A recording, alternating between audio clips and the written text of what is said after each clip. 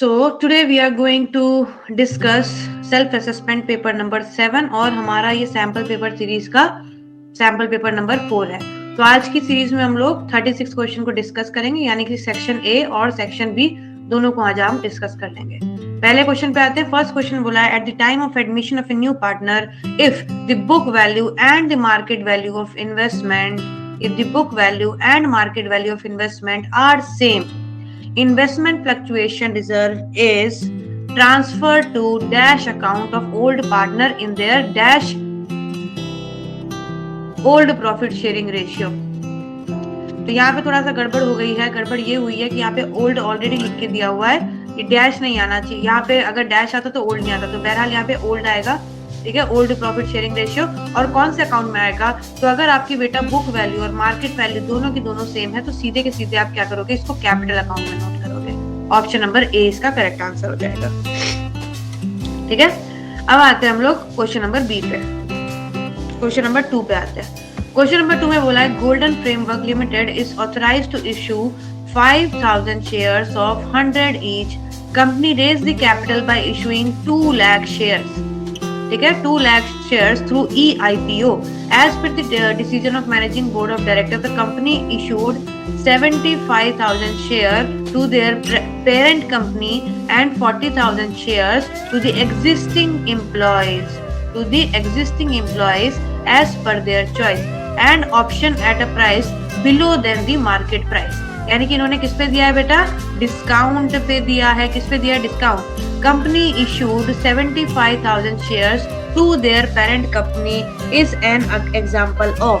आप किस चीज का एग्जांपल दे रहे हैं? पहले ऑप्शन देख लेते हैं हम लोग। ऑप्शन है, पहला बोला गया है आपका, पहला आपको बोला गया है पब्लिक इशू, दूसरा बोला गया है प्राइवेट प्लेसमेंट, तीसरा बोला गया है EPOS और चौथा बोला गया है इशू अदर देन कैश। तो पब्लिक इशू तो हमने किया नहीं, क्या हमने पब्लिक को दिया? पब्लिक को नहीं दिया है। EPOS भी नहीं हमने किया है, ठीक है, EPOS भी नहीं किया है। इशू अदर देन कैश भी नहीं हमने किया हुआ, ये हमने प्राइवेट प्लेसमेंट करी है। प्राइवेट प्लेसमेंट का मतलब क्या होता है? प्राइवेट प्लेसमेंट का मतलब होता है कि issue of share to an individual institution other than offer to public in general. अगर हम पब्लिक को ऑफर ना करके क्या करते हैं, किसी इंस्टीट्यूशन को हम शेयर्स इशू कर देते हैं, तो उसको प्राइवेट प्लेसमेंट बोला जाता है। चलो थर्ड क्वेश्चन पे आते हैं। थर्ड क्वेश्चन में बोला है, company issued 4000 equity shares of 10 each at par payable as under. Application 3 allotment 2 first call 4। Highlight कर लेते हैं इसको। Application 3 allotment 2 first call 4 final call 1 per share. Application were received for 16,000 shares. हमने issue कितने की थी? 4000 शेयर्स पे की थी। आ कितना गया? 16,000 शेयर आ गया। Application for 6,000 were rejected and pro rata allotment was made for 10,000 shares. How much amount will be received in cash for first call when excess application money is adjusted toward amount due on allotment?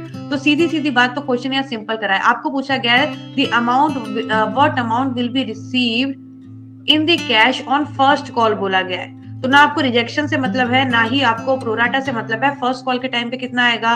First call के time पे आएगा आपका 4000 into first call, या तो अच्छा आगे question क्या बोला हुआ है, एक मिनट। हाँ, how much amount will be received in cash on first call when excess application money is adjusted toward amount due on allotment and calls. अच्छा, कॉल पे भी एडजस्ट किया हुआ है, कॉल नहीं पढ़ा था मैंने। चलो, तो कॉल पे भी एडजस्ट किया हुआ है। अब देखो इसको कैसे करेंगे, ध्यान से समझना। सबसे पहले हम देखेंगे कि हमारा एक्सेस अमाउंट जो है वो एप्लीकेशन के टाइम पे कितना रिसीव हो गया है। तो एक्सेस अमाउंट जो एप्लीकेशन के टाइम पे रिसीव हुआ है वो हुआ है 6000 इंटू 3।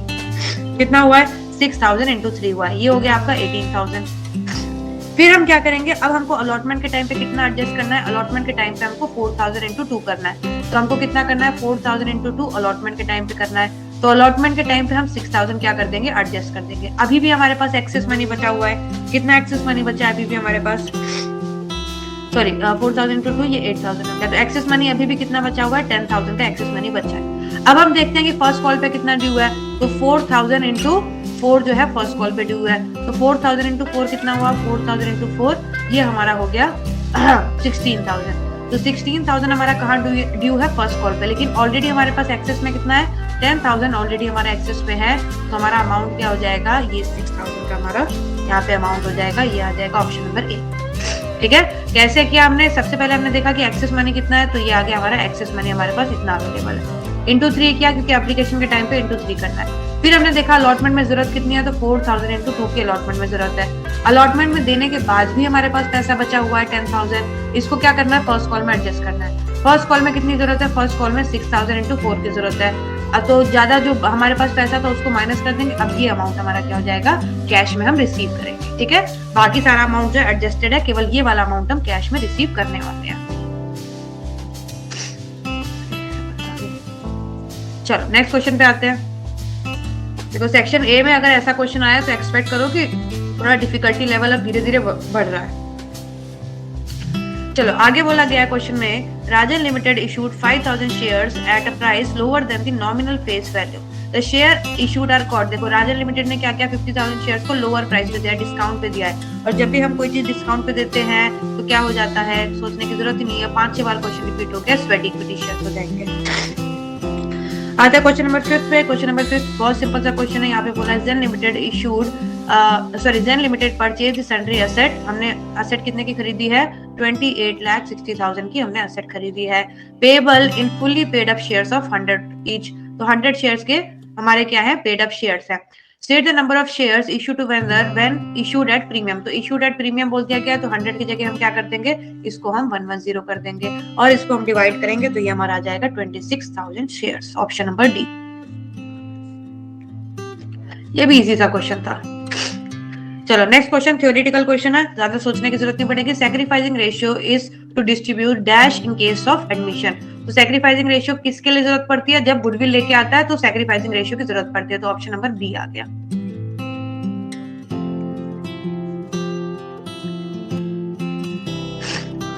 नेक्स्ट आते हैं 7th क्वेश्चन देखते हैं। 7th में बोला in the absence of partnership deed interest on capital is allowed at the rate of. अगर पार्टनरशिप डीड नहीं है तो इंटरेस्ट ऑन कैपिटल तो दिया ही नहीं जाता है, तो नन ऑफ द अबव हो जाएगा। 6% किस में दिया जाता है? जब इंटरेस्ट ऑन लोन की बात होती है। अब आते हैं 8th क्वेश्चन पे। 8th क्वेश्चन में बोला है ABC are partner sharing profits in the ratio 3:2:1.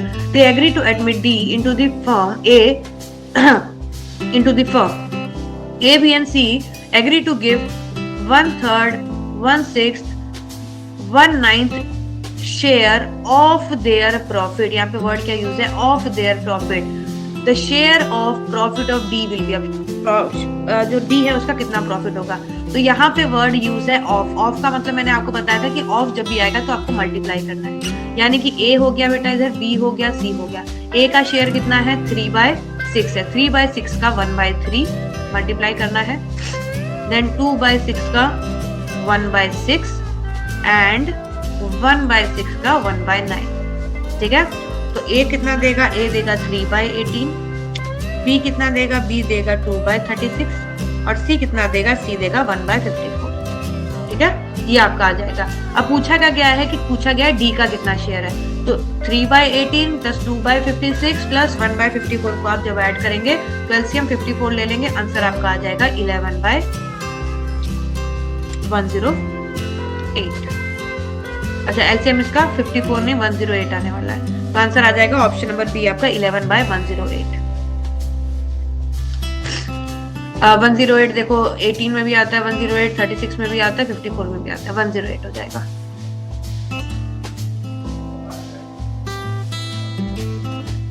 चलो नेक्स्ट क्वेश्चन देखते हैं। नेक्स्ट क्वेश्चन बोला है manager is entitled to a commission of 10% of net profit after charging such commission. Word क्या यूज है?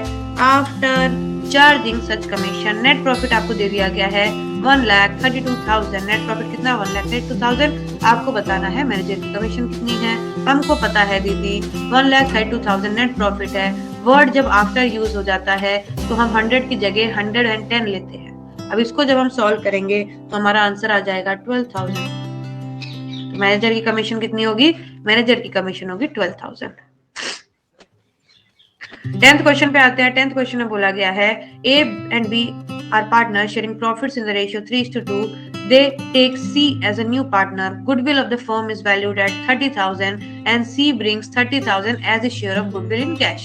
goodwill of the firm is valued at 3 lakh and C brings 30,000 as a share of goodwill in cash, which is entirely credited to the capital account of A.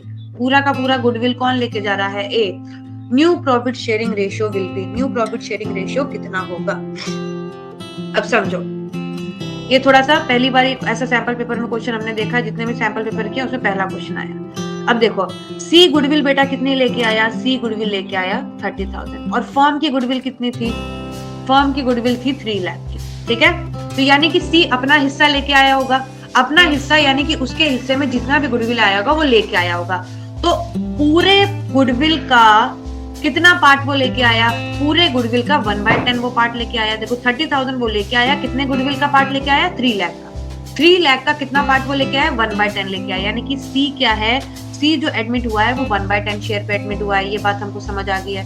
सी जो admit हुआ है 1/10 share पे admit हुआ है। कैसे हुआ है? दोबारा समझो कि सी लेके आया था 30,000 और पूरे फर्म की गुडविल कितनी थी? पूरे फर्म की थी 3 लाख।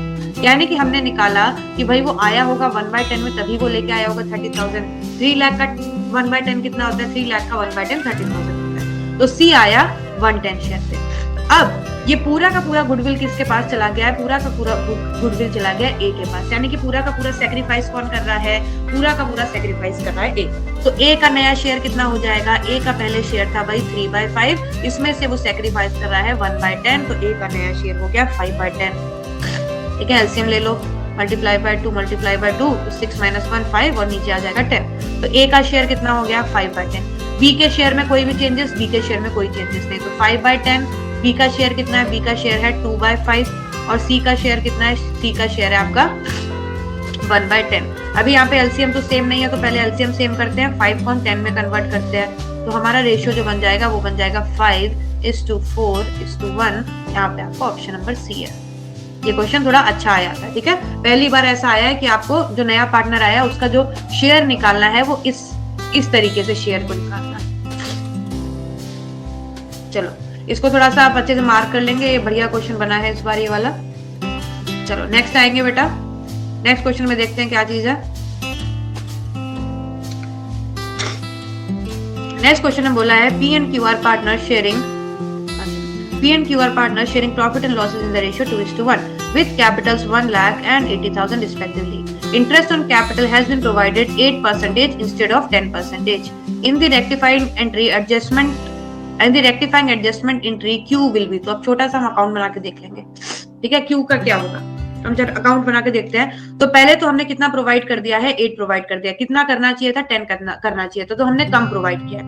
तो हमारी कुछ इस तरीके से बनती है, ये हो जाता है P और ये हो जाता है Q, ठीक है। हमको केवल Q का ही निकालना है, तो ये P का डेबिट आ जाएगा, ये क्रेडिट आ जाएगा, डेबिट आ जाएगा, ये क्रेडिट आ जाएगा, ठीक है। तो कितने परसेंटेज का? हम केवल 2% का काम करते हैं, ठीक है। इंटरेस्ट ऑन कैपिटल कहाँ पे? क्रेडिट साइड पे लिखना होता है। तो 1 लाख का 2% कितना हो गया? 1 लाख का 2% कितना हो गया? ये आपका हो गया 200, ठीक है। और 80,000 का 2% कितना होता है?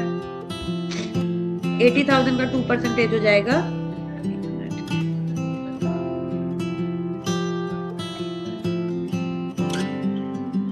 1 लाख का 2% तो 2,000 आ रहा है, ठीक है। और 80,000 का 2%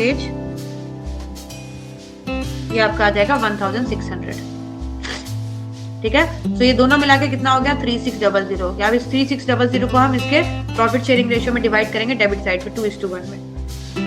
3600 को जब 2:1 में डिवाइड करेंगे तो ये आ जाएगा हमारा, इधर आ जाएगा 1200 और ये हमारा आ जाएगा 2400। तो यहाँ से हमको पता चलता है, ये देखो डी वाला हिस्सा ये वाला है, यहाँ से हमको पता चलता है कि डी को हम क्रेडिट करेंगे और कितने अमाउंट से? 400 से क्रेडिट करेंगे। देखो ऑप्शन में कहाँ दिया हुआ है? ऑप्शन नंबर बी में दिया हुआ है, 400 से हम क्रेडिट करेंगे। देखो इस केवल इस पार्ट को देखो, ये इसका डेबिट अमाउंट है, ये इसका क्रेडिट अमाउंट है। क्रेडिट वाला बड़ा है तो क्रेडिट का साइन आ गया और डिफरेंस कितना है? 400 का है। तो क्या करेंगे? क्यू को हम क्रेडिट करेंगे 400 रुपीज से। ये हमारा क्वेश्चन बन गया। नेक्स्ट क्वेश्चन अब हमारा थ्योरेटिकल क्वेश्चन है, देखते हैं, पढ़ते हैं क्या क्वेश्चन पूछा गया है। हाँ, 12th क्वेश्चन में हमको बोला गया है X, Y, Z are partners sharing profit and losses in the ratio 5:3:2. They decide to share their future profit in the ratio 3:2:1. Workman compensation reserve appearing in the balance sheet on the date if no information is available for the same. कोई भी information जो है नहीं दे रखी है claim को related, तो इसको क्या करेंगे, इसको हम क्या करेंगे, अगर कोई भी इंफॉर्मेशन क्लेम से रिलेटेड नहीं दे रखी है तो हम अज्यूम कर देंगे कि देयर इज नो क्लेम। और जब हम ये अज्यूम कर लेंगे कि कोई क्लेम नहीं है तो क्या करना होता है, जब हमने अज्यूम कर लिया कि क्लेम नहीं है, मान लो कि आपका वर्कमैन कंपनसेशन रिजर्व 10,000 का आपका ये आपकी लिखी हुई है लायबिलिटी साइड में, वर्कमैन कंपनसेशन रिजर्व, ठीक है, 10,000 की लिखी है। अब मान लो कि कुछ भी क्लेम नहीं है, क्लेम नहीं है तो मान लो 0 क्लेम है, तो अभी भी आपके पास कितना पैसा बचा हुआ है 10,000, तो 10,000 आप क्या करेंगे, इसको आप डिस्ट्रीब्यूट कर देंगे ओल्ड पार्टनर में in their old profit sharing ratio. तो देखो distribution among old partners in old profit sharing ratio, ये आ जाएगा option number A.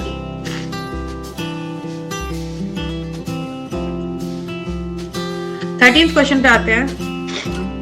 13th question में बोला गया है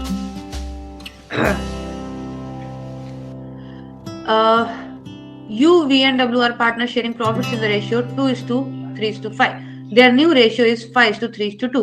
They also decide to record the effect of the following revaluation and reassessment without affecting the books of assets and liabilities by passing an adjustment entry. तो जब भी adjustment entry पास होती है तो क्या होता है, कैपिटल अकाउंट के थ्रू ये पास होती है, पहली बात हमको ये पता होनी चाहिए। जब भी विदाउट अफेक्टिंग द बुक्स होता है तो वो कैपिटल अकाउंट के थ्रू ही पास होती है, ठीक है।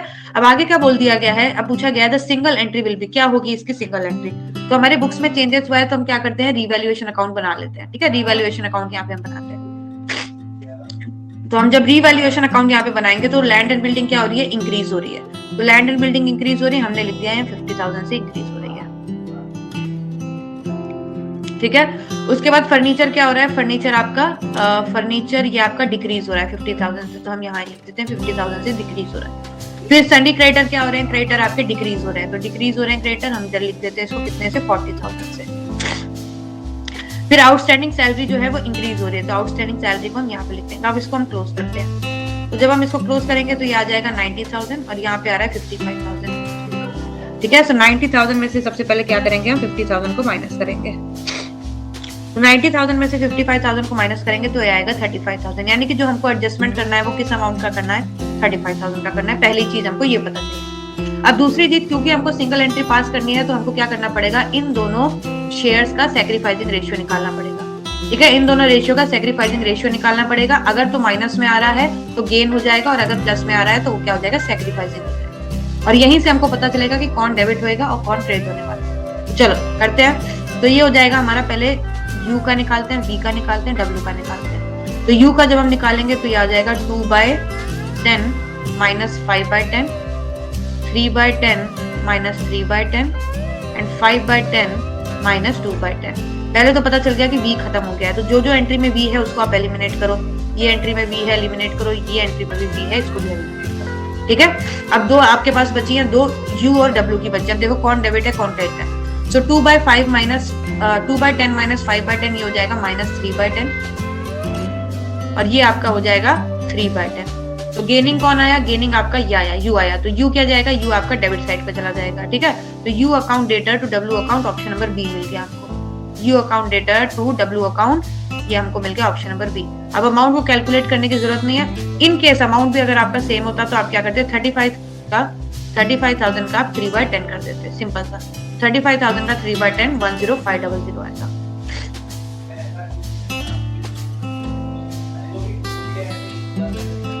चलो 14th क्वेश्चन पे आते हैं। 14th क्वेश्चन में बोला गया है, देखो Z Limited issued 15,000 equity shares of ₹20 each at a premium of 5, payable 5 on application, 10 on allotment including prepayment, and the balance on first and final call. The company received application for 22,500 shares and allotment was made on pro rata basis. Bid to whom 1 to double shares were allowed failed to pay the allotment money due. Identify the number of shares applied for. Bid to applied for. तो देखो किस तरीके से इसको करेंगे, हम करेंगे इसको, सबसे पहले हम क्या करेंगे, हम लिखेंगे कि हमने भाई हमने अप्लाई कितने शेयर्स हुए, अप्लाई हुए थे शेयर्स 22,500, लेकिन हम अलॉट कितने कर सकते हैं, अलॉट हम कर सकते हैं ओनली 15,000, ठीक है, यही बात है, 15,000 कर सकते हैं। अब जो बिट्टू है उसने शेयर्स क्या किए हैं, 1200 अलॉट किए हैं, तो उसको 1200 अलॉट हुआ है, तो हमको अप्लाइड निकालना है, तो सीधे सीधे हम क्रॉस मल्टीप्लाई करेंगे। सो 22,500 इंटू 1200 डिवाइड बाय 1500 हम जब हम करते हैं तो ये हमारा आंसर आ जाएगा 1800 shares.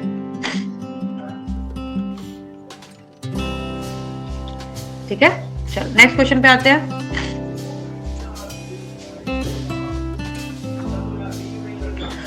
The subscribed share capital of Mukund Limited is 1 crore of 100 each. There were no calls in the arrear till the first call was made. The final call was paid on 97,500 shares. The calls in arrear amounted to 87,500. The final call on share. ये तो एक बार और भी हम question ही कर चुके हैं, ठीक है, और भी एक बार ही कर चुके हैं क्वेश्चन। तो इसको किस तरीके से हम सॉल्व करेंगे, बहुत इजी है। देखो फाइनल कॉल जो है वो 97,500 पे क्या हुई है, पे हुई है। The calls in arrear amounted to, जो पे नहीं हुई है वो कितनी है, 87,500। कितनी है, 87,500 पे नहीं हुई। हमने लिखना है कि 87,500 पे नहीं हुई। ठीक है, तो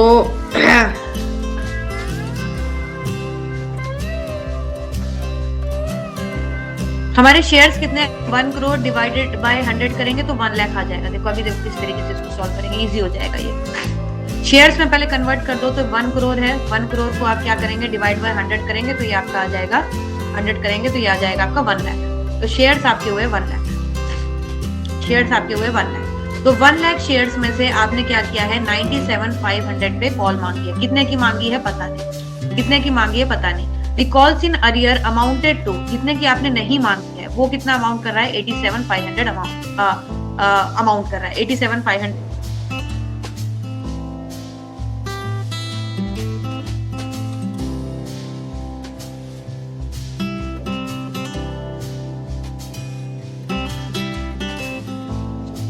कॉल्स इन अरियर अमाउंट कितना कर रहा है, 87,500 का। अब देखो 1 लाख में से आपने कितने पे मांगी है, 97,500। तो कितने शेयर्स पे नहीं मांगी है, इतने शेयर्स पे आपने नहीं मांगी, और इतने शेयर्स का अमाउंट आपको दिया हुआ है 87,500 का। ठीक है, 1 लाख में से आपने मांगी कितनी, 97,500। तो आपने मांगी कितनी, नहीं 12,500 आपने मांगी नहीं है। और जब आपने नहीं मांगी तो उसका अमाउंट आपको कितना दिया हुआ है, उसका अमाउंट आपको दिया हुआ है 87,500। तो एक शेयर की वैल्यू कितनी हो जाएगी, एक शेयर की वैल्यू यहाँ से 35 की आ जाएगी, ऑप्शन नंबर बी। ठीक है, तो इसमें क्या हुआ कि कितने शेयर से मांगी गई वो हमको दिया था, उससे हमने निकाल लिया कि कितने शेयर्स पे नहीं मांगी गई है। ठीक है, फिर कॉल्स इन अरियर का अमाउंट दिया हुआ था तो हमने अमाउंट से उसको क्या कर दिया, अमाउंट को हमने उतने शेयर से डिवाइड कर दिया, तो हमको पता चल गया कि फाइनल कॉल का जो अमाउंट है वो 35 रुपीज का। फाइन, अब आते हैं हम अपने गुडविल के क्वेश्चन पे। तो गुडविल में हमको क्या दिया हुआ है देख लेते हैं। यहाँ पे बोल दिया गया हमको XYZ are partner sharing profits in the ratio. पहले इसको मिटा देते हैं, 1 मिनट, क्लियर हो जाएगा। XYZ are partners sharing profits and losses in the ratio 5:3:2.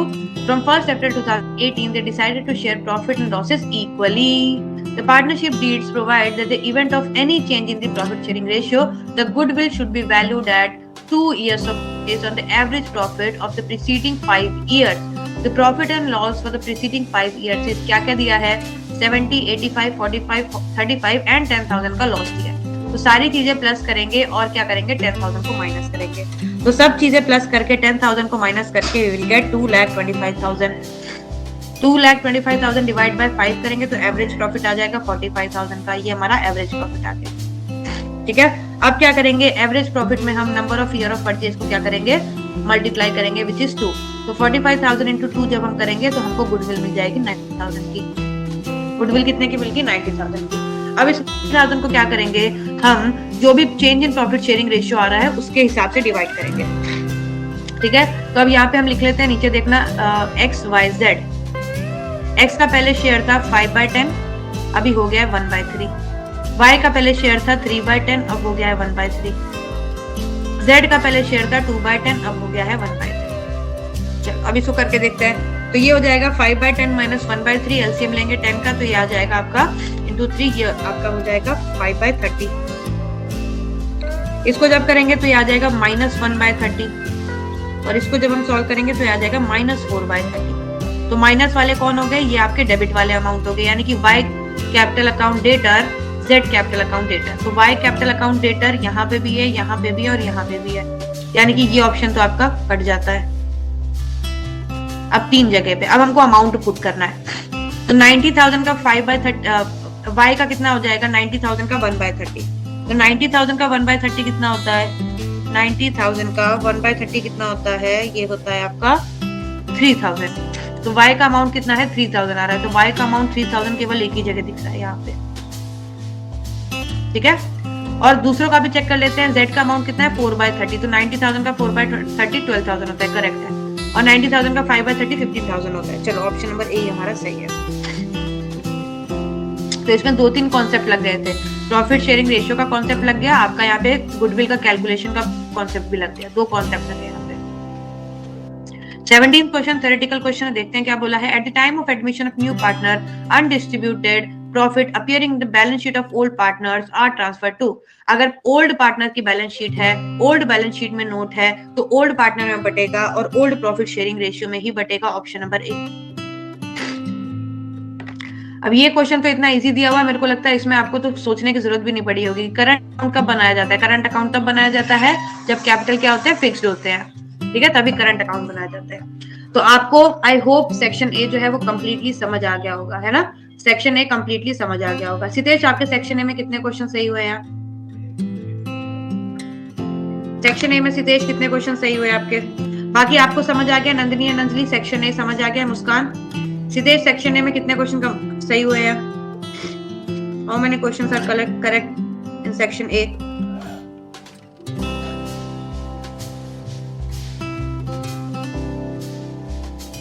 Yes Sitesh,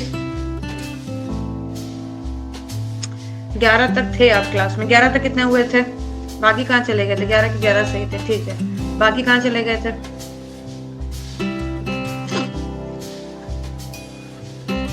चलो ठीक है, कोई बात नहीं। चलो अब हम आते हैं बेटा सेक्शन अपने सेक्शन बी पे। सेक्शन बी में 36 तक क्वेश्चन हमारे वो भी कर लेते हैं। चलो okay, now will do section B. Section B में हमारा पहला क्वेश्चन आता है क्वेश्चन नंबर 19। क्वेश्चन नंबर 19 क्या है, अब थोड़ा सा जो है लेवल क्वेश्चन का बढ़ जाएगा। अभी भी क्वेश्चन जो थे वो अच्छे क्वेश्चन थे, ठीक है, काफी उसमें सोचने की जरूरत पड़ रही थी। अब थोड़ा सा और ज्यादा सोचना पड़ेगा डीप में। X Y are partners with capital 1,80,000 and 2 lakh. Z was admitted for 1/3 share in profit and brings 3,40,000 as capital. Calculate the amount of hidden goodwill. Simple सा क्वेश्चन है। 1/3 जो आया, नया पार्टनर Z आया और ये टोटल कैपिटल का 1/3 part लाया होगा, तो टोटल कैपिटल का ये कितना 3,40,000 लेके आया। ऐसे मैंने आपको बताया था करना है, ठीक है।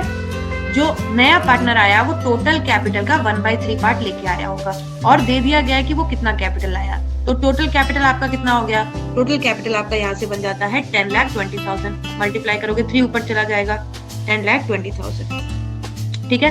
अब हम चेक करते हैं कि क्या तीनों के कैपिटल को ऐड करके 10,20,000 आ रहा है। तो 10,20,000 में हम ऐड करेंगे 1,80,000 एंड हम ऐड करेंगे 2 लाख, ठीक है, सॉरी 3,50,000 में ऐड करेंगे। हमको चेक करना है कि ये अमाउंट आ रहा है कि नहीं आ रहा है। 10,20,000 हमको लेके आना है, 10,20,000। अब तीनों का कैपिटल जब हमने ऐड किया 3,40,000 प्लस 1,80,000 प्लस 2 लाख, ये हमारा आया है कितना 7,20,000। ये कितना आया 7,20,000।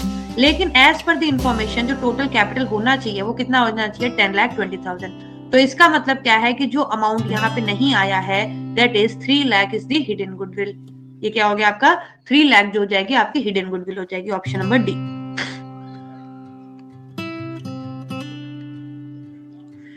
फाइन, 20th क्वेश्चन पे आते हैं। 20th क्वेश्चन में देखते हैं क्या लिखा हुआ है। यहाँ पे बोला है Amit and Beena were partners in a firm sharing profit and losses in the ratio 3:1. Chaman was admitted as new partner for 1/6 share in the profit. Chaman acquires 2/5 of his share from Amit. 2/5 of his share from Amit. How much share did Chaman acquire from Beena? तो देखो चमन ने क्या किया है 2/5 share of his share किससे acquire किया है? अमित से एक्वायर किया। तो चमन आया कितने पे 1/6 में। इसका 2/5 इसने किससे लिया है? इसका 2/5 इसने लिया है इससे अमित से। तो अगर इसने 2/5 लिया है तो बचा कितना? बचा होगा आपका 3/5। 2/5 3/5 कैसे आया देखो चलो इस तरीके से भी नहीं समझना, दूसरी तरीके से समझो आप, इस तरीके से मत जाओ। देखो इसने 1/6 का 2/5 किससे ले लिया, अमित से ले लिया, तो कितना ले लिया भाई इसने ले लिया है 2/30। अब 1/6 में से अगर 2/30 उसने इससे ले लिया है, अमित से ले लिया है, तो बीना से कितना लिया होगा, तो 1/6 में से 2/30 माइनस करेंगे तो ये आपका आ जाएगा इंटू 5, ये आ जाएगा आपका 3/30, और 3/30 का मतलब क्या है 1/10, ये आ गया आपका ऑप्शन नंबर ए।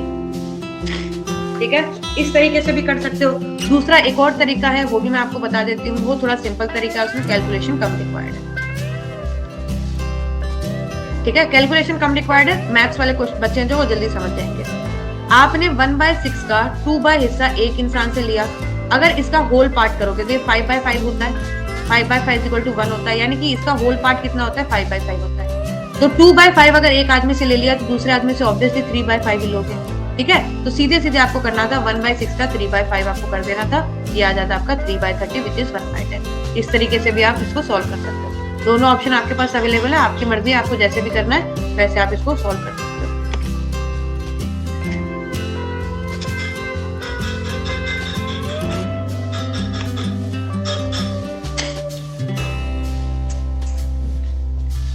चलो नेक्स्ट आते हैं नेक्स्ट क्वेश्चन पे। थ्योरेटिकल क्वेश्चन है, इजी होगा। Eight the time of admission of partner who decides the share of profit of new partner out of the firms profit. तो जब भी नया पार्टनर आता है तो डिसीजन किसका होता है, सारे पार्टनर का होता है, यानी कि ओल्ड पार्टनर का। तो प्रॉफिट का डिसीजन भी किसका हो जाएगा, ओल्ड पार्टनर का ही हो जाएगा। म्यूचुअली डिसाइड करेंगे कि भैया जो नया पार्टनर आ रहा है वो उसको कितना प्रॉफिट मिलना चाहिए। चलो नेक्स्ट आते हैं। नेक्स्ट में बोला गया है Akhil Ravi are partner sharing profit in the ratio 7:3 with capital of 8 lakh and 6 lakh respectively. According to the partnership deed, intersum capital is to be provided 8% per annum. Profit for the year is 80,000. Choose the correct option. अब ये question इसीलिए दिया होगा क्योंकि आपका profit जो है वो अप्रोप्रिएट नहीं होगा, यानी कि प्रॉपर प्रॉफिट आपके पास अवेलेबल नहीं होगा। अब देखो प्रॉफिट आपके पास अवेलेबल कितना है 80,000 का, इंटरेस्ट ऑन कैपिटल कितना बोल दिया गया है 8%। तो सबसे पहले क्या करेंगे, हम 8 लाख का 8% निकालेंगे और हम क्या करेंगे 6 लाख का 8% निकालेंगे, और हम पहले चेक करेंगे कि भाई हमारे पास प्रॉफिट अवेलेबल है कि नहीं है। ठीक है, इस तरीके से करेंगे हम। वैसे क्वेश्चन पढ़ के तो मेरे को लग रहा है कि प्रॉफिट अवेलेबल नहीं है इतना, फिर भी हम एक बार जो है इसको ट्राई कर लेंगे। तो हमने निकाला 8 लाख का 8% 64,000 आ गया, और 6 लाख का 8% आ जाएगा 48,000। ठीक है, इसको जब हमने ऐड किया तो हमारे पास कितने की जरूरत है, हमको जरूरत है 1,12,000 की। हमको कितने प्रॉफिट की जरूरत है 1,12,000 की। हमारे पास अवेलेबल प्रॉफिट कितना है, केवल और केवल 80,000 का प्रॉफिट अवेलेबल।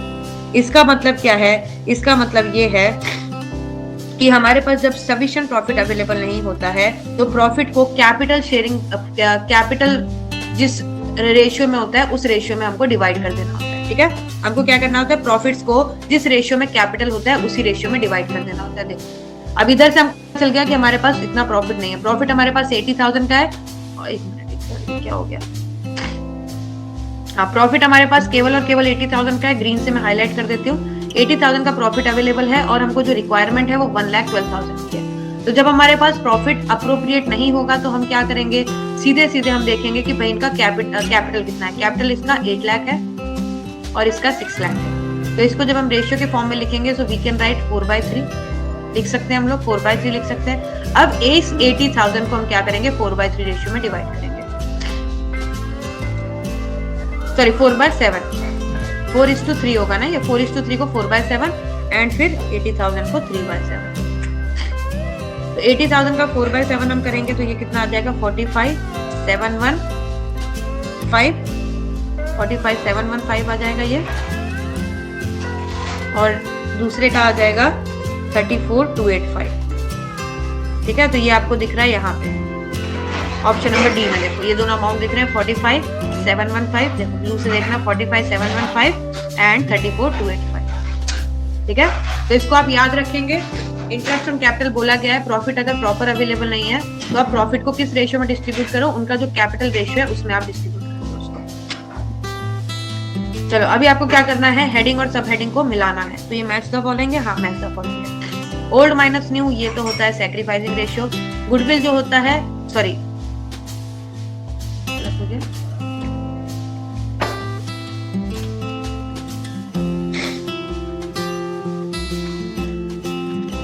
हाँ सही तो कर रही थी। ओल्ड माइनस न्यू रेशियो क्या होता है, ये सैक्रिफाइसिंग रेशियो होता है, ठीक है। इसके बाद न्यू माइनस ओल्ड क्या होता है, न्यू माइनस ओल्ड आपका होता है गेनिंग रेशियो। फिर गुडविल का क्या होता है, गुडविल का होता है आपका यहाँ पे हाँ गुडविल फिक्स एसेट होती है, फिक्स एसेट में इंटेंजिबल होती है, यहाँ पे आ जाएगा ये। और जनरल रिजर्व का क्या होता है, क्रेडिट बैलेंस होता है। तो यहाँ पे चेक करेंगे 1 का क्या होगा, 1 का डी, तो 1 का डी 2 जगह दिया हुआ है, 2 का बी केवल 1 जगह दिया हुआ है ऑप्शन नंबर ए में। अगर यहाँ पे स्पेसिफिकली इंटेंजिबल लिखते ना तो और थोड़ा सा क्लियर हो जाता। चलो 24th क्वेश्चन को देखते हैं। 24th में क्या दिया हुआ है, XYZ are partners sharing profit and losses equally. Their capitals on 31st March 2021 are 80, 60, 40 respectively. Their personal assets 20,000, 15,000 and 10,000. The extent of their liability in the firm will be. देखो जो भी पार्टनरशिप फर्म में partners होते हैं उनकी liability जो होती है वो अनलिमिटेड होती है। अब लाइबिलिटी अनलिमिटेड इसका मतलब क्या है कि उनके पर्सनल एसेट्स को भी क्या कर लिया जाएगा, डेब्ट को पे करने में यूज किया जाएगा। यानी कि उनकी लाइबिलिटी कहां तक है, जहां तक उनके पर्सनल एसेट है। तो इसका पर्सनल एसेट 20 तक का है, इसका 15 तक का है और इसका 10 तक का है। तो यानी कि जो इनकी लाइबिलिटी कहां तक एक्सटेंड कर सकते हैं हम, एक्स की 20 तक कर सकते हैं, वाई की 15 तक और जेड की 10,000 तक हम एक्सटेंड कर सकते हैं। ये हो जाएगा, ठीक है। पार्टनर्स की लाइबिलिटी अनलिमिटेड होती है। अनलिमिटेड लाइबिलिटी का मतलब the liabilities are to the extent of their personal asset. तो जहां तक उनके पर्सनल एसेट है वहां तक लाइबिलिटी को एक्सटेंड किया जा सकता है। अब आते हैं 25th क्वेश्चन पे। 25th में बोला है interest on capital will be paid to the partners if provided for the partnership deed but only out of, कहां से दिया जाता है भाई, अभी हमने देख लिया इसी क्वेश्चन के अंदर कि प्रॉफिट नहीं अवेलेबल था तो कैपिटल को डिवाइड करने में दिक्कत आ रही थी, तो प्रॉफिट में से ही इंटरेस्ट ऑन कैपिटल दिया जाता है। चलो नेक्स्ट क्वेश्चन पे आते हैं। तो नीचे ही चली जाती है स्क्रीन, स्टेबल नहीं है। वेरी गुड, बहुत टाइम बाद आया है हमारा फेवरेट क्वेश्चन जो कि है असर्शन रीजनिंग का क्वेश्चन। यहाँ पे बोला गया है at the time of admission, बहुत धीरे धीरे पढ़ेंगे। Eight the time of admission if profit sharing ratio among old partner does not change then sacrificing ratio will be old profit sharing ratio। अरे ये कुछ बात मेरे को गलत लग रही है। अगर हमारा प्रॉफिट शेयरिंग रेशियो चेंज नहीं होगा, if profit sharing ratio among old partner does not change then sacrificing ratio will be old profit sharing ratio, ऐसा तो नहीं है। देखो अब मैं आपको बताती हूँ। मैंने बोला कि पार्टनर्स की ए है और बी है, इनके बीच में प्रॉफिट शेयरिंग रेशियो इक्वली है तो 1:1 हो जाएगा, यानी कि 1/2 और 1/2। फिर मैंने बोला कि इनका जो रेशियो है वो चेंज नहीं होने वाला है। सी जो आया है वो नया पार्टनर आया है और ये जो है ये 1/3 हिस्सा लेके जाएगा, ठीक है। अब यहाँ से आप जब आप यहाँ पे न्यू प्रॉफिट शेयरिंग रेशियो निकालोगे तो 1/3, 1/3 और 1/3 हो जाएगा, ठीक है। तो यहाँ कितना था 1/2, यहाँ कितना था 1/3 था। यहाँ पे 2 पार्ट में डिवाइडेड था, यहाँ पे 3 पार्ट में बेटा डिवाइड हो रहा है। तो कभी भी हमारा ओल्ड प्रॉफिट शेयरिंग रेशियो अगर चेंज नहीं हो रहा तो सैक्रिफाइसिंग रेशियो ही ओल्ड प्रॉफिट शेयरिंग नहीं रेशियो बनेगा। तो ये आपकी असर्शन ही गलत हो जाती है और असर्शन गलत होते ही क्या हो जाता है, आपका ऑप्शन नंबर डी आ जाता है। अरे नहीं, असर्शन तो सही है, सैक्रिफाइसिंग रेशियो ही ओल्ड प्रॉफिट शेयरिंग रेशियो बन जाएगा। रीजन गलत है। रीजन में बोला गया है ओल्ड प्रॉफिट, सॉरी देखो एक बार दोबारा इसको पढ़ लेते हैं इस क्वेश्चन को, एक बार रुकना। हाँ, तो 26 क्वेश्चन में आपको बोला है at the time of admission if profit sharing ratio among old partner does not change, अगर profit sharing ratio old partner के बीच में चेंज नहीं होता है देन आपका सैक्रिफाइसिंग रेशियो ही ओल्ड प्रॉफिट शेयरिंग रेशियो बन जाएगा, ठीक है। ये बात बिल्कुल सही है कि आपका जो ओल्ड प्रॉफिट शेयरिंग रेशियो है अगर बोला है 1:1 है या फिर 3:2 बोला गया कि इनके बीच में 3:2 है और कोई भी चेंज जो है ओल्ड प्रॉफिट शेयरिंग रेशियो में नहीं होगा, तो इसी को आप मान लो कि यही आपका सैक्रिफाइसिंग रेशियो है। रीजन में बोल दिया गया है old profit sharing ratio plus new profit sharing ratio is sacrificing ratio. यहाँ क्या बोल दिया प्लस, और हमको पता है कि हमारा जो सैक्रिफाइसिंग रेशियो का फॉर्मूला होता है वो old ratio minus new ratio होता है। तो यहाँ पे रीजन गलत हो गया। रीजन गलत होने पे ऑप्शन नंबर डी आया, assertion is true and reason is false. अब आते हैं 27th क्वेश्चन पे, थ्योरेटिकल क्वेश्चन है ये भी। 27th में बोला गया है the part of uncalled capital to be called only on liquidation of a company is called. जो कैपिटल अभी तक हमने नहीं कॉल किया है और लिक्विडेशन के टाइम पे उसको कॉल कर रहे हैं तो उस कैपिटल को हम क्या बोलते हैं, उस कैपिटल को हम बोलते हैं रिजर्व कैपिटल। ऐसा कैपिटल जो हम रिजर्व करके रखते हैं ताकि लिक्विडेशन के टाइम पे अगर कंपनी को जरूरत पड़े, लिक्विडेशन मतलब कंपनी खत्म होने वाली है जब, तो लिक्विडेशन के टाइम पे अगर कंपनी को जरूरत पड़े तो इस कैपिटल को यूज किया जा सके, दैट इज रिजर्व कैपिटल। अब आते हैं 28th क्वेश्चन पे। 28th में बोला गया है, यहाँ पे भी असर्शन रीजनिंग आपको दे दी गई है। असर्शन बोला है security premium reserve can not be utilised to pay dividend, बिल्कुल सही बात है। Security premium reserve can not be utilised to pay as dividend to the shareholder. मैंने आपको एक लिस्ट भी बनवाई थी कि सिक्योरिटी प्रीमियम रिजर्व को कहाँ यूज कर सकते हैं, तो बोनस शेयर के टाइम पे यूज कर सकते हैं, ऐसे मैंने आपको लिस्ट लिखवाई थी। वहां पे मैंने कहीं पे भी नहीं बताया था कि शेयर्स को डिविडेंड देने में आप सिक्योरिटी प्रीमियम रिजर्व का यूज कर सकते हो। असर्शन बिल्कुल सही। रीजन में बोला गया है security premium can be utilized only for specific purpose stated in the Companies Act 2013। तो ये भी बात बिल्कुल सही बोली गई है कि सिक्योरिटी प्रीमियम रिजर्व को हम इसलिए नहीं दे सकते डिविडेंड के टाइम पे क्योंकि एज पर दी कंपनीज एक्ट 2000 एक्ट कुछ स्पेसिफिक पर्पस के लिए उसको यूज किया जा सकता है। तो असर्शन में जो बात बोली गई है उसको हमने क्या कर दिया है, by putting the act companies act 2013 यहाँ जस्टिफाई कर दिया। तो यहाँ पे आ जाता है आपका ऑप्शन नंबर ए।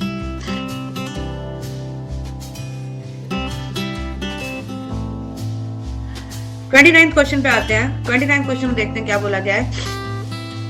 यहाँ पे बोला गया है आपको A and B are partners, B withdraws a fixed amount at the end of every month। At the end of every month, end of every month का क्या हो जाता है 5.5 हो जाता है। Interest on drawing is charged 15% per annum। At the end of the year, interest on B drawings amounted इतना। अब आपको drawings of B निकालना है, वेरी गुड, ये तो बहुत बढ़िया बात होगी। ड्राइंग्स ऑफ बी निकालना है, तो अब क्या होता है, पहले हमको ड्राइंग नहीं दी हुई तो इसको हम ले लेते हैं x। हमको पता है रेट कितना 15% और हमको पता है every end of every month यानी कि 5.5/12 और ये हमको अमाउंट दे दिया गया कितना 8250। अब हम क्या करेंगे, यहाँ से x निकाल लेंगे, इजी होगा। x को निकालने के लिए क्या करेंगे, 8250 में हम मल्टीप्लाई करेंगे 100 और मल्टीप्लाई करेंगे 12 और डिवाइड करेंगे, अरे यार क्या हो गया,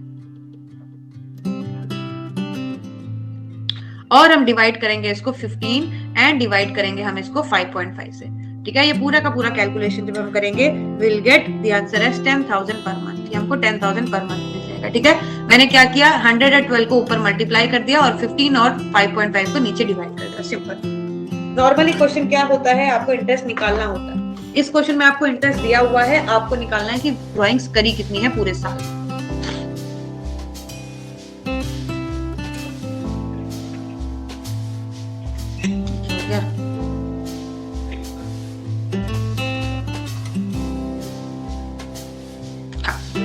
चलो 30th क्वेश्चन पे आते हैं, जल्दी जल्दी देखेंगे 30th क्वेश्चन।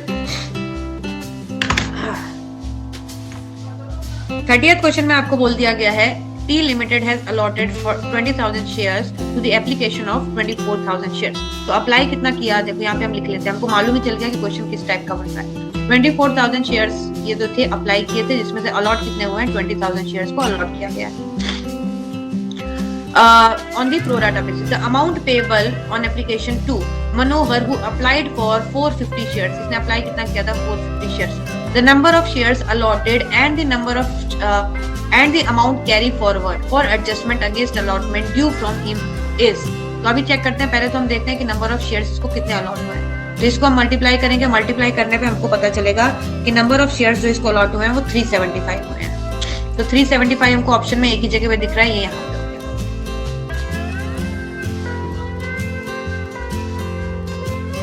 375 शेयर। बात खत्म हो गई।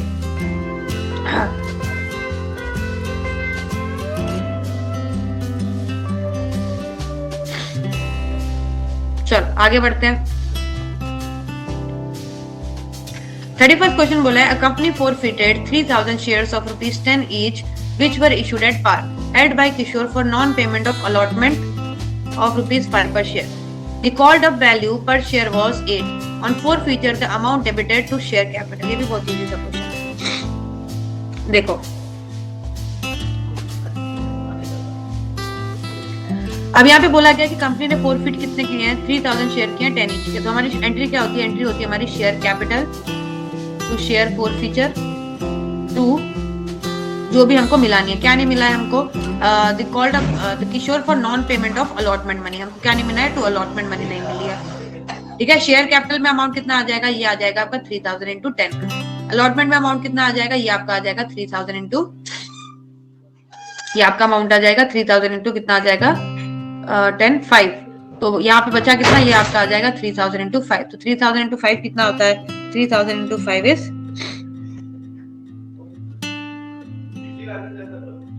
the called up value per share was 8। called up value per share, called up कितना किया था, 80 किया था। रुको,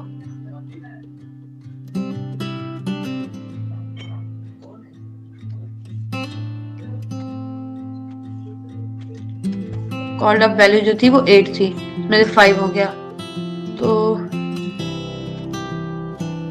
4 फीचर का अमाउंट है। कॉल्ड अप वैल्यू पर शेयर वाज 8। अरे कॉल्ड अप वैल्यू पर शेयर का मतलब कि हमने उससे मांगा जो था वो 8 का मांगा था, इसको हटाओ, ये 10 ही रहेगा, 8 का हमने मांगा था तो ये हो जाएगा 8।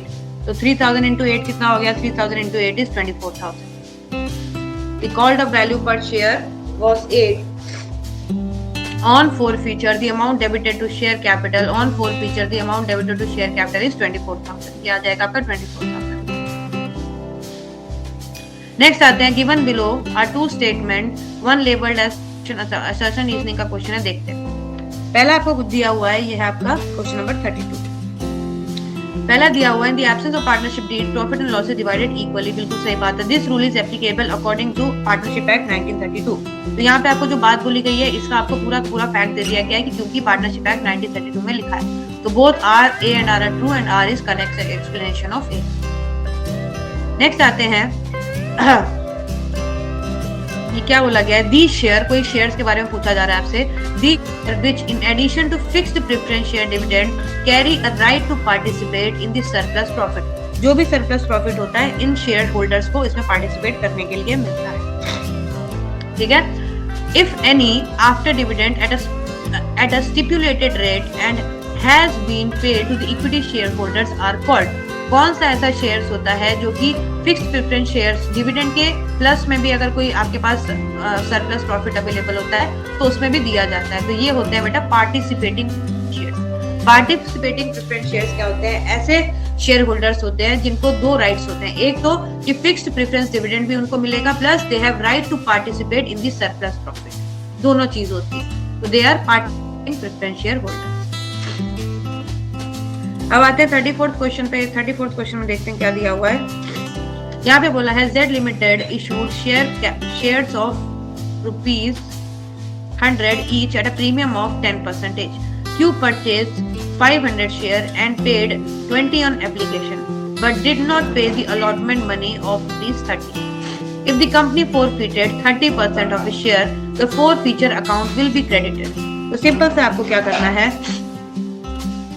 कि 100 शेयर्स, एक मिनट, क्यू परचेज 500 शेयर, तो क्यू ने कितना परचेज किया, 500 शेयर्स इसने परचेज किया, जिसमें से 30 क्या कर लिए गए हैं, द कंपनी फोरफिटेड 30 शेयर, तो कंपनी 30% हमने क्या कर लिया, फोरफिट, यानी कि 150 शेयर्स हमने फोरफिट कर लिए।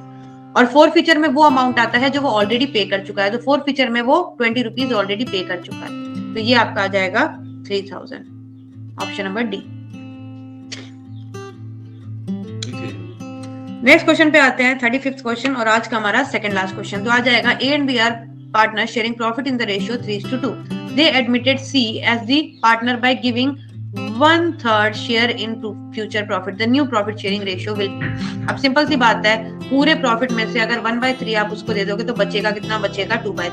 अब 2/3 किसको कौन कौन लेगा, तो 2/3 जो है ए और बी लेने वाले हैं, तो ए का कितना हो जाएगा, तो सबसे बेसिक क्वेश्चन आ जाएगा, ए का हो जाएगा 3/5 मल्टीप्लाई बाय 2/3 एंड बी का हो जाएगा 2/5 मल्टीप्लाई 2/3। तो ए का हो गया 6/15 और बी का हो गया 4/15, ठीक है। तो हम इसको अगर ऐसे लिखेंगे 6/15 4/15 और ये आया 1/3 में, तो 1/3 को हम चेंज करेंगे किसमें, 15 में चेंज करेंगे, तो ये आ जाएगा 6:4:5, ऑप्शन नंबर ए, ठीक है। चलो नेक्स्ट क्वेश्चन आता है, maximum limit of premium on share. हमने आज तक कभी पढ़ा ही नहीं है कि भाई प्रीमियम ऑन शेयर तो कोई लिमिट होती है, अगर लिमिट होती तो हम शायद क्लास में उसको डिस्कस कर चुके होते। So there is no limit, कोई भी लिमिट नहीं होती है कि प्रीमियम ऑन शेयर्स को किस अमाउंट पे आपको कितने परसेंटेज पे आप इशू कर सकते हो। आपकी कंपनी बहुत ही जबरदस्त चल रही है, आप 200% पे कर दो, आपकी कंपनी अच्छी नहीं चल रही है 10% परसेंटेज पे कर दो, 300 पे कर दो, 400 पे कर दो, 1000% पे कर दो, देयर इज नो लिमिट जिसपे आप सिक्योरिटी प्रीमियम को इश्यू कर सकते हो। ठीक है, तो इसी के साथ आपका जो है ये 36 क्वेश्चन कंप्लीट होता है। अभी सेक्शन सी जो है इसका मैं टेस्ट नहीं लेने वाली हूँ, डायरेक्टली सेक्शन सी में आपको पूरा का पूरा सॉल्व कराऊंगी जब भी अकाउंटेंसी का आपका डे आएगा।